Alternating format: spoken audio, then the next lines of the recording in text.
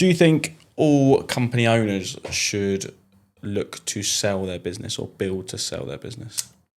Good question.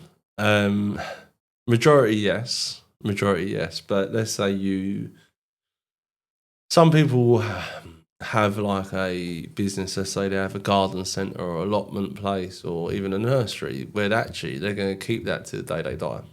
Mm-hmm. And it's an inherent sort of thing. I'll give this to my children, or this could be my good pension top up. It's good practice because if you build it to sell, you always look at your management accounts month by month. You always cost cut. You always look at the margins, and you always have a healthy balance sheet. And especially the fact that if you have a healthy balance sheet, if you ever need external funding, you can get it like that.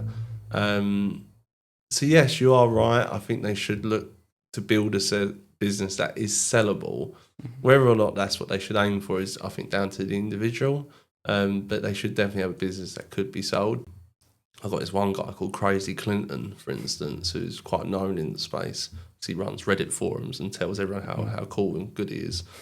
Weird bloke. But anyway, he's adamant, and other people are, that certain businesses aren't sellable. I'm adamant that every business is sellable, and it all depends on the right price. At the end of the day, let's say, for instance, you found a nursery that had 15% occupancy rate and it was on the downturn and distress, similar to me when I found Derby. I bought that for £1. You could buy that business for £1 or 10 grand, whatever it be. But that means the business was sellable.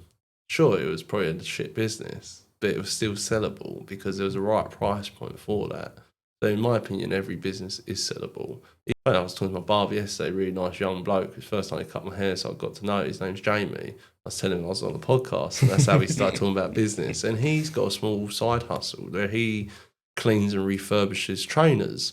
And he charges £150, £40, products gets used, and he makes an extra £6,000 a month doing this, right? And even though it's just him... He charges £150 to wash shoes? Yeah. They've got to be some expensive bloody shoes, isn't they? Well, yeah, I guess so. Just buy a new pair of shoes. Well, yeah, we would in our generation, but these new generation, Jordan 3s and Travis Scotts and all these weird and wonderful shoes that are worth thousands now. I get why that might appeal to some.